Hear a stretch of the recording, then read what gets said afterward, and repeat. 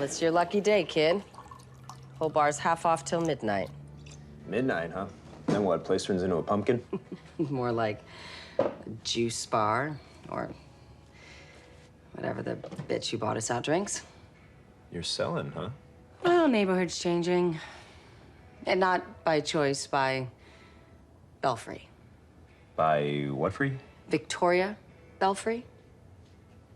She's buying up everything, bringing folks in. This used to be a community here. Used to be nice.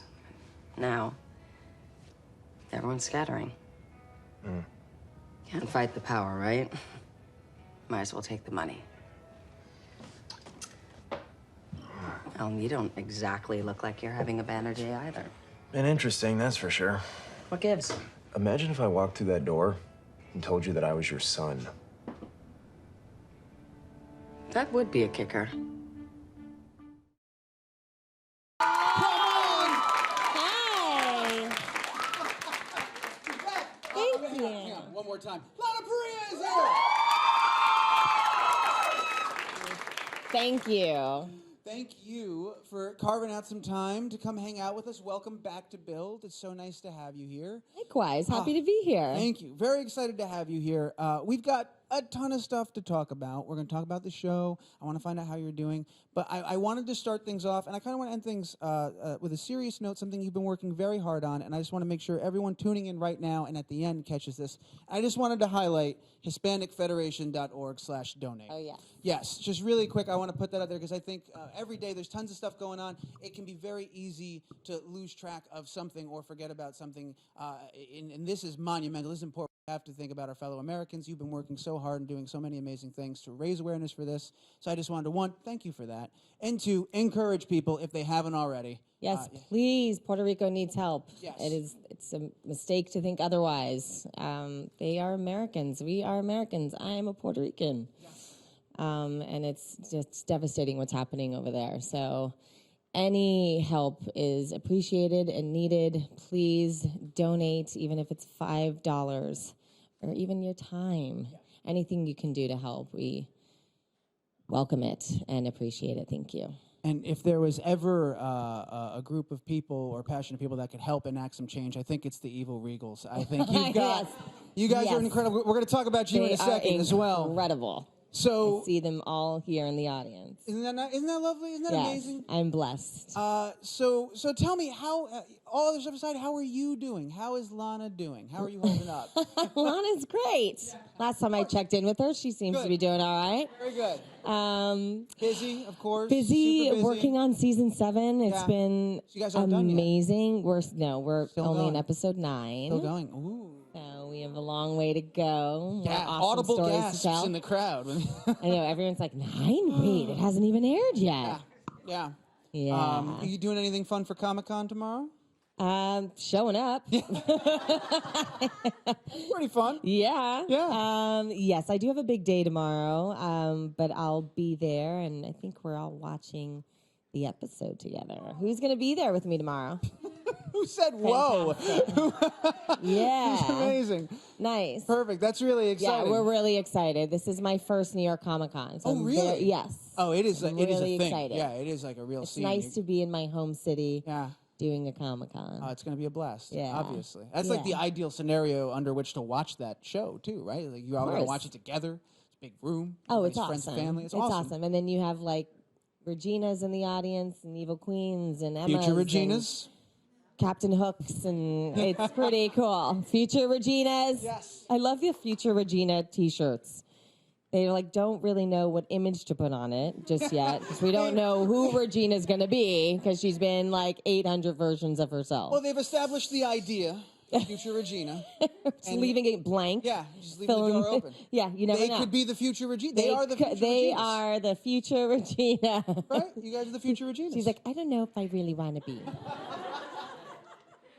But She's like, it's just a cozy shirt. I didn't mean to sign up for such a long-term commitment. they're awesome T-shirts. They are. I love the fan art that comes out of the show. You it's post a so lot. amazing. I do. You do repost a lot. It is incredible, some of the stuff. It's inspiring, and I love when you're a part of something that's still, promoting and inspiring art. Yeah, like for sure. Music has come out of the show, and drawings, and spoofs, and plays, and poetry, books. Yeah, you just amazing. reposted a video that I was sitting upstairs crying watching it earlier today. Oh, is it Every Scar Has a Story? Yes, yeah. Every Scar Has a Story. Phenomenal video. When you see something like that just sort of organically spawned from within your fan support in your community, how do you feel when you see a video like that? I was crying. I cry Yeah. a lot when I watch these videos. I'm inspired by all of their stories. I find this fandom is so brave and courageous to speak out, and whatever they've been harboring inside for so many years, this fandom has given them a community and a support system for them to break out of themselves and share their stories and not live in shame anymore. And that's a very powerful thing. It's hugely positive and so wonderful, and I'm so proud of what we've all created together, because I couldn't have done this on my own. Round of applause for all of that. For all of you. All of you. And this is why I was so excited for you to come back. One, because it's such a treat having you here and talking about all the stuff you're working on. But you do bring with you this wonderful vibe and this wonderful time, and just it's all love and it's all positive, and it's a great thing. So thank you for that. Yeah. A couple of more questions before we get into the show. How's Lola? How's your mom doing? You're so cute. Well, your mom was here last time. I was lamenting downstairs that she couldn't make the trip with you on this journey. So I was like, send my love to your mom. I want to make sure your mom's all right. How's Lola doing? My mom's amazing. She's the cutest thing ever. And Lola is come on. Second cutest thing ever. Right? Second cutest thing ever. I just received a photo today because she's staying with a friend, and Lola's just, I don't know who. She's a human in a dog suit. The best. I mean, she is. She understands sign language. I mean, she understands everything. She understands different languages. I don't know who she is. What? I swear, I'm always impressed by her. Do you know what breed Lola is? I always say she's 50% awesome and 50% perfect. Gotta be it. But that sounds right. I was looking at the pictures. That sounds right. Based on the photographic evidence. I think we don't know. Lola's Puerto Rican. I'm serious. I met her. She was born in Puerto Rico. She's actually more Puerto Rican than I am. She's 100%. I met her in Puerto Rico back in 2000. Whichever, 9? Oh, there you go. 9? I think in 2009. Yeah, we don't have to put that I think fine it was a about point on it. 2009 is when I met her, and she was just like this little scrawny thing, but I knew she was special, and I'd never had a dog before in my life, and I met Lola, and it was like, you're coming home with me, and then I thought, what did I just say? Oh my God, I can't believe I just said that. And then I didn't tell anyone I was bringing a dog home because I knew at the time my landlords would probably say no. My mother would probably say no. You're too busy. You're always traveling. But I couldn't resist. I brought her home, and she's amazing. I think she's collie mixed with some sort of shepherd, like an Australian shepherd or duck-toller retriever, maybe. But I know she has the fluffiest paws that are just edible. Except she walks on them, so you don't want to eat them, but they're super cute. Yeah, beyond cute. Excessively cute. It's like an hour of Lola. Yeah, no, we're gonna. I can talk about her forever. I know we put this up here. Probably talk about Once Upon a Lola. Once Upon a Time. First of all, we're definitely gonna get to that, but I love to start with that stuff because I feel like you probably talk about Once Upon a Time everywhere, all the time. Nice to answer so it's just nice questions. to get to talk about what's going on. Interest. Of course, always. Now that said, this show's amazing. I got a chance. I think so. I got a chance to see the episode that's airing tomorrow. Did you love it? Love is not even the. Did you love the end when? Yeah.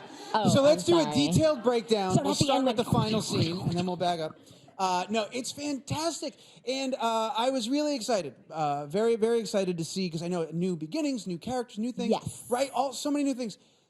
Take me back to the last time you were here. It was just before the musical episode had come out. We didn't know who was leaving, who wasn't leaving, anything like that. Wait, it was before the It was musical? like right before, because we showed a clip of your music. It was like right before. Oh, that's right. It's like a day or two before. Yeah. Yes. So there was a lot of stuff we didn't know yet, Yes. right?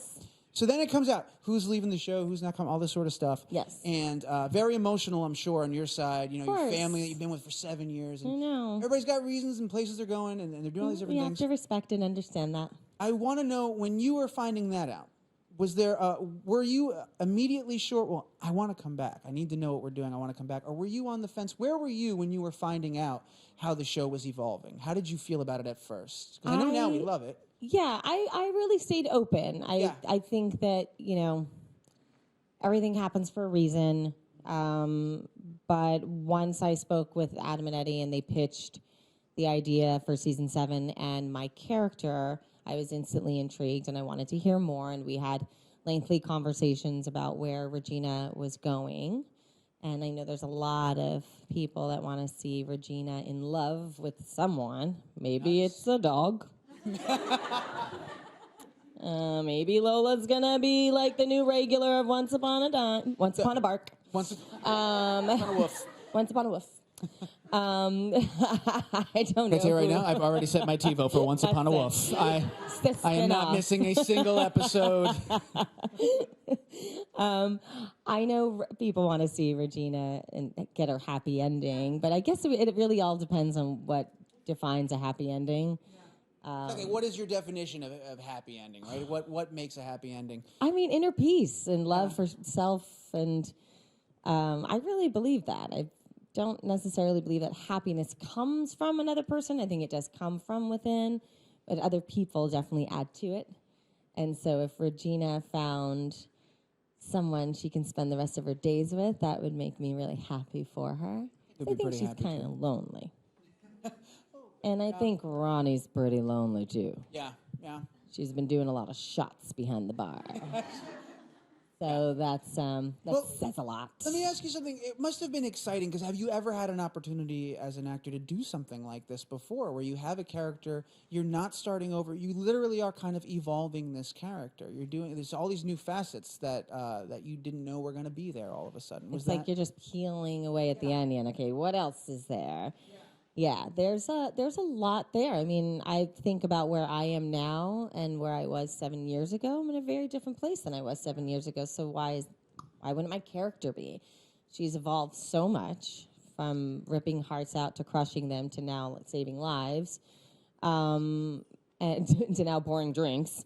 But although I feel like she did that throughout. It was just behind closed doors. You didn't see that? That was on camera? That was happening. Yeah. Oh, no, Graham.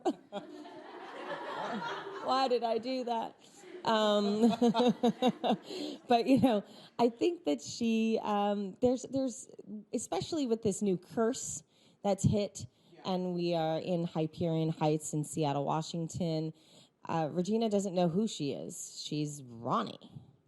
Ronnie is a really interesting character, and we're still finding her. She, she's kind of been there, done it. Mm-hmm. She doesn't take any crap from anyone. She's a bit, rough around the edges, more laid back.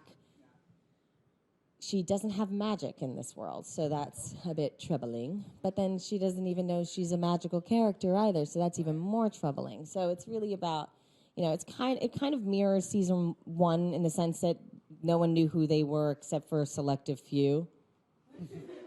That's part of the fun of watching that episode. It is part of the fun. It's kind of nice to be on the other side of it. And it's also great the little bits that it does pull from that first episode from the season 1, because in this new world there's familiarity, not just familiar characters, but you can sort of figure out, okay, I can see that they don't know who they are yet, and does that person know? That person looks like they know. That's so much fun, is watching this and figuring it out.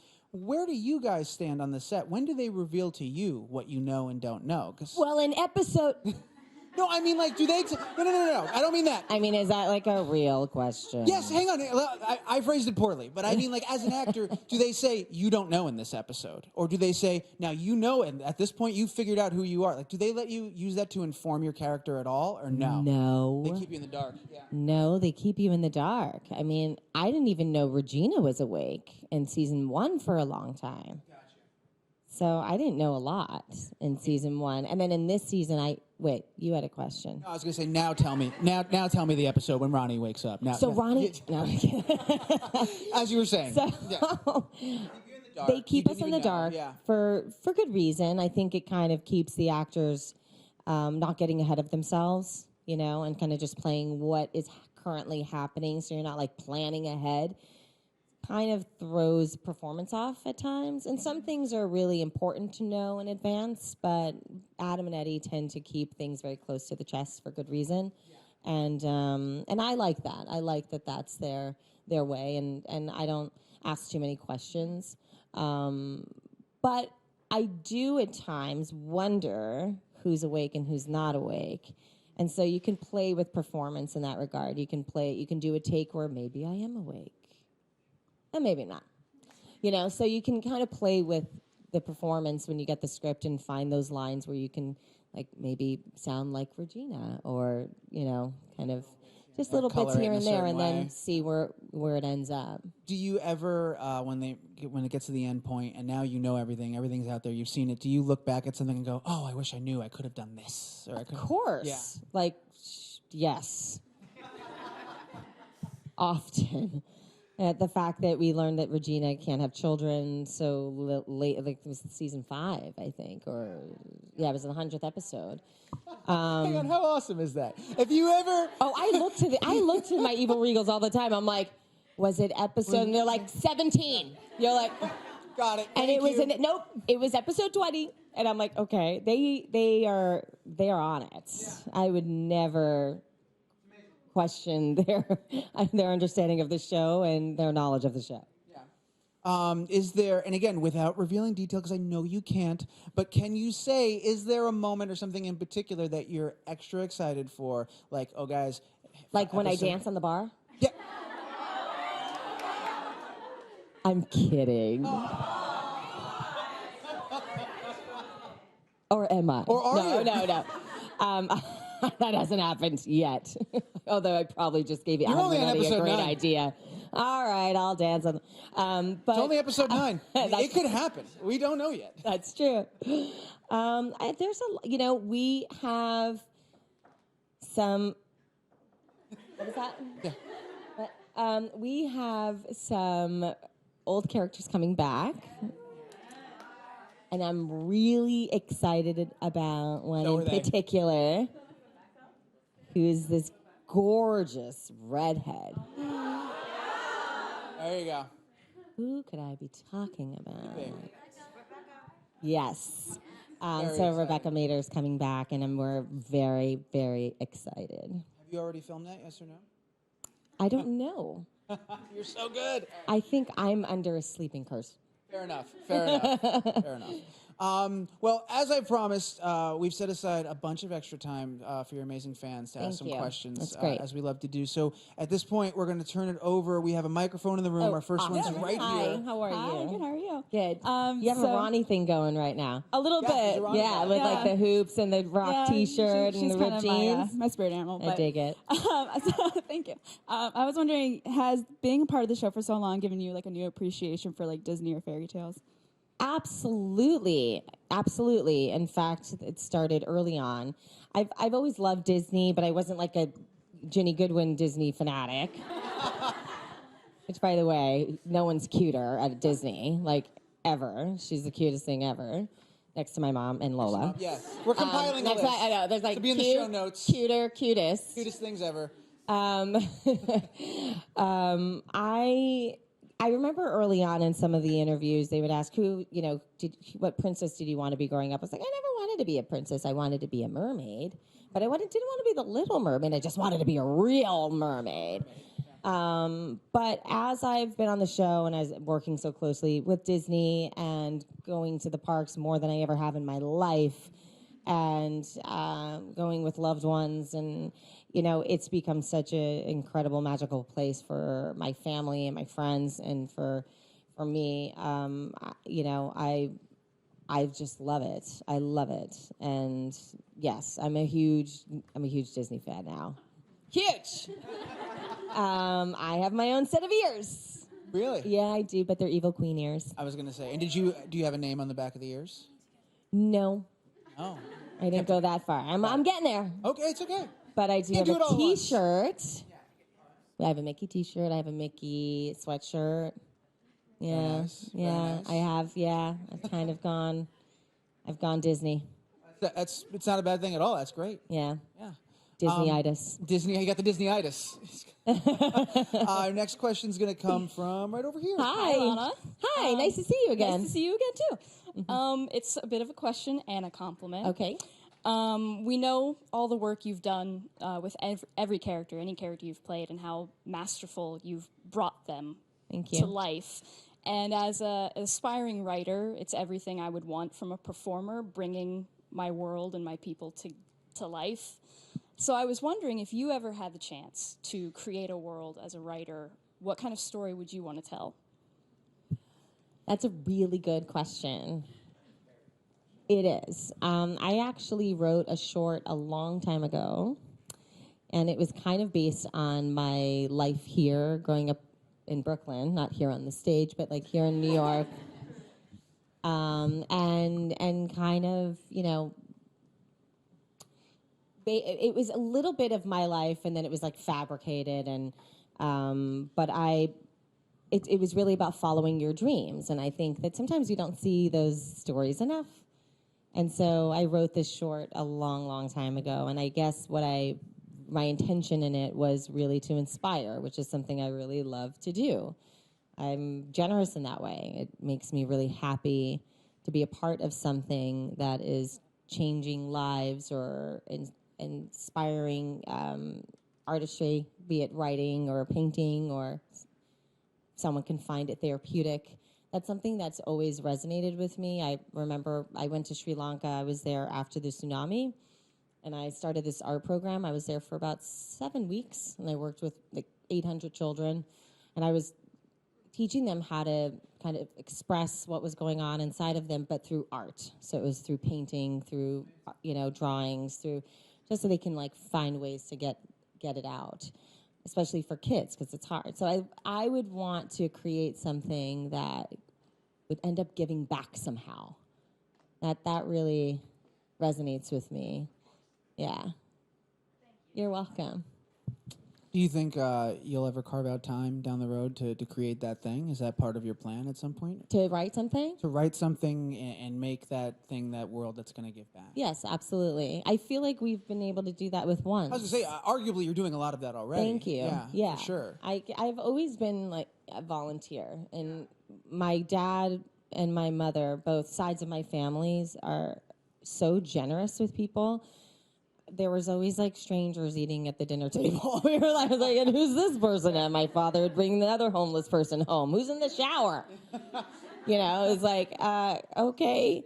So I kind of grew up always learning how to give back. Thanksgiving dinners, we were at the, you know, veterans home, handing out turkey and mashed potatoes on Thanksgiving. Like, it's just something my family's always done, so it kind of makes sense that I would find a way to do both in my life, to still be the actor that I've always wanted to be, but find ways to give back. And I think that's what's so incredible about being a celebrity, is that you have this incredible platform and people are listening and they're watching, and we have a huge impact than most out there. And so I want to be wise about how I use it.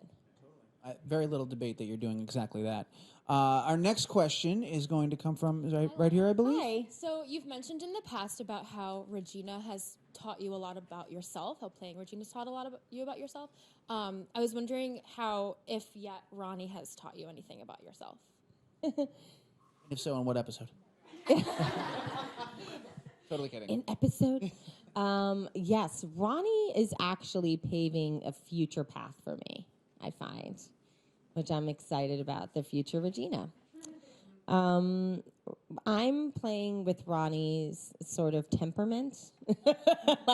You know, the Evil Queen was so just like reactive and impulsive and compulsive and obsessive. And Ronnie, I'm kind of taking a more mature approach with, where she's more contemplative, kind of sits back, doesn't react too quickly, and just kind of thinks things through before she responds.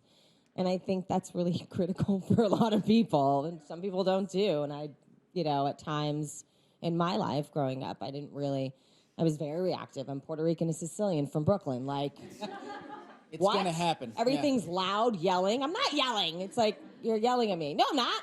It's just how we talk in New York. Everyone's loud.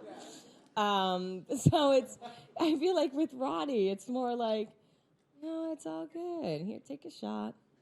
Chill out. Let's just think about this.